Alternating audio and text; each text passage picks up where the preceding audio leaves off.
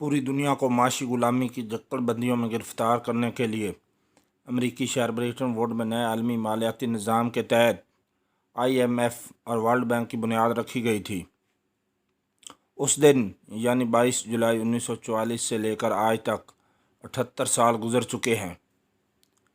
اس نظام کے تحت دنیا بھر کی اقوام کو سود در سود قرضوں میں جکڑا گیا، ان کا مسلسل استحصال کیا گیا اور وہ بیچاری دن بدن اس سودی دلدل میں دھنستی چلی گئی۔ لیکن ایسی تمام اقوام کے ہاں غلامانہ سے غلامانہ سوچ رکھنے والے بے شمار لیڈر آئے، مگر ان سب نے اس ساہوکارانہ غلامی کے باوجود اپنی عوام کو لڑنے، قرض کی دلدل سے نکلنے اور حوصلے اور خودداری سے اس مصیبت کے دریا کو عبور کرنے کا ہمیشہ درس دیا۔ اس جدید تاریخ میں پاکستانی شاید وہ واحد بدقسمت قوم ہے جسے ایک لیڈر نے پورے حوصلے اور جرات کے ساتھ بھکاری کہا۔ مجھے نہیں معلوم کہ پاکستان میں کبھی کسی نے راہ چلتے بھیک مانگنے والے شخص کو اس دیدہ دلیری سے اوئے بھکاری کہہ کر اس کی توہین کی ہو۔ مسلمانوں کے دلوں میں تو اللہ کے ناراضگی کا خوف سورہ والضحیٰ کی اس آیت سائل کو مت جھڑکو کی وجہ سے اس قدر ہے کہ بڑے سے بڑا متکبر شخص بھی بھیک مانگنے والے سے نرم زبان میں بابا معاف کر دو جیسے الفاظ استعمال کرتا ہے۔ اللہ کے رسول صلی اللہ علیہ وسلم نے ایسے 3 مفلوق الحال لوگوں کی عزت و تکریم سے مدد کرنے کے لیے فرمایا ہے: 1 جسے فقر اور فاقہ خاک نشین کر دے، 2 جو شدید قرض میں گر گیا ہو، اور 3 جو مجبور ہو کر دینے والے خون بہا میں پھنس گیا ہو۔ ابی داؤد کی حدیث ہے یہ۔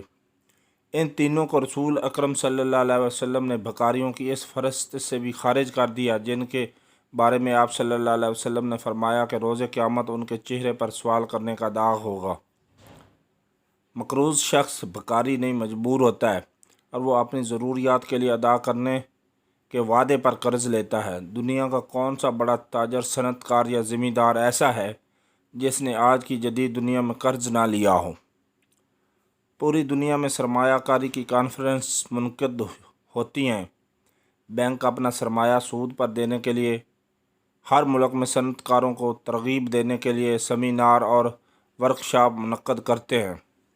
انہیں قرض لینے کی دلکش فوائد سے آگاہ کیا جاتا ہے، لیکن آج تک مجھے کسی ملک میں بھی کوئی ایک کانفرنس ایسی نہ مل سکی جن کا عنوان بھکاریوں کی کانفرنس بگرز کانفرنس رکھا گیا ہو۔ جدید دور میں قرض تو دیا ہی اس شخص کو جاتا ہے جو اسے واپس کرنے کی صلاحیت اور حیثیت رکھتا ہو۔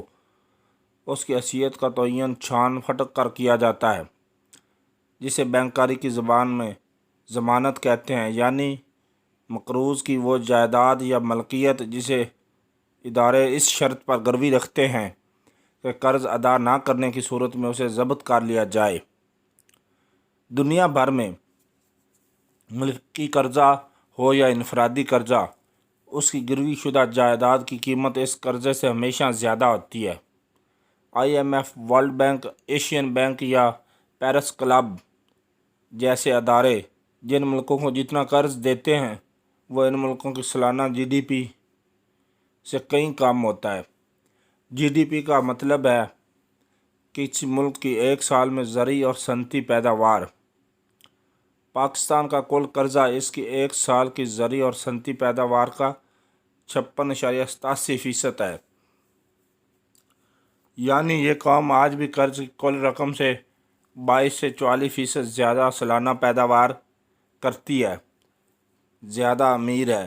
ایسی قوم کو بحیثیت مجموعی یہ طعنہ دینا کہ بھکاریوں کا کوئی حق انتخاب نہیں ہوتا، دراصل ایک ایسی گالی ہے جسے انسانی تاریخ میں کسی قوم کو اس کے کسی بھی رہنما نے کبھی نہیں دیا۔ عالمی سودی مافیا نے یہ عالمی سودی مالیاتی نظام تخلیق ہی اس لیے کیا ہے تاکہ دنیا بھر کی اقوام کو معاشی غلامی میں جکڑا جائے۔ اس مافیا نے کبھی کسی مقروض قوم کو ایسے پیٹ بھر کے گالی نہیں دی۔ بھکاری سفت حکمرانوں نے ایک پاکستانی کو 70-80 روپے کا مقروض کر دیا ہے۔ میں قسم اٹھا کر کہہ سکتا ہوں کہ اس قرض میں کسی ایک پاکستانی کی مرضی اور منشا شامل نہیں تھی۔ آپ نے اپنی سیاسی ضرورت کے لیے قرض لیے۔ لیڈروں کے چہروں سے نقاب اتارنے کے لیے جان پرکنز کی کتاب کنفیشن آف این اکنامک ہٹ مین ایک معاشی غارت گری کے امکانات ہی کافی ہے۔ یہ شخص IMF اور ورلڈ بینک کا معاشی سفیر تھا۔ حکمرانوں کو قائل کرتا تھا کہ آپ اپنی قوم کو قرضوں کی غلامی میں جکڑیں۔ وہ لکھتا ہے کہ ہم ان حکمرانوں کو بڑے بڑے تعمیراتی قرضے دے کر قرضوں میں جکڑتے تھے، جیسے موٹر وے، جدید ایئرپورٹ، میٹرو، اورنج ٹرین وغیرہ۔ میاں نواز شریف نے 1997 میں جو اسلام آباد میں موٹر وے بنایا تھا، آج بھی اس کے دونوں طرف کئی کروڑ بھوکے ننگے افلاس زدہ لوگ پانی، بجلی، تعلیم اور صحت سے محروم رہتے ہیں۔ یہ وہ غیرت مند غریب ہیں جو فصل اگاتے ہیں اور حکمرانوں کا لیا ہوا قرض اتارتے ہیں۔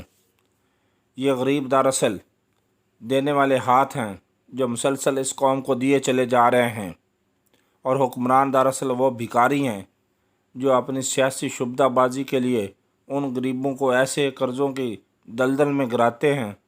جو ایک غریب جو عزت سے 2 وقت کی روٹی کما رہا ہوتا ہے، اس کے گھر میں قرضے کی کار چھوڑ دیتے ہیں اور کہتے ہیں کہ اے بھکاری انسان، تمہارے پاس کوئی چوائس نہیں، یہ کار پکڑو اور پیٹ کر اس کا قرض اتارو۔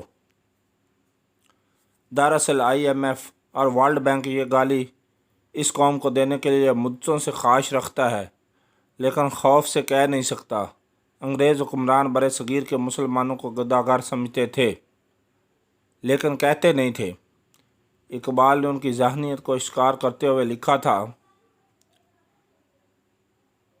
غدارِ وطن اس کو بتاتے ہیں برہمن، انگریز سمجھتا ہے مسلمان کو گداگر۔ غدارِ وطن اس کو بتاتے ہیں برہمن، انگریز سمجھتا ہے مسلمان کو گداگر۔ مسلمانوں کو گداگری کا تانا جو انگریز سوچتا رہا لیکن دینے کی جرت نہ کر سکا، عالمی مالیاتی ادارے سمجھتے رہے لیکن زبان سے ادا نہ کر سکے۔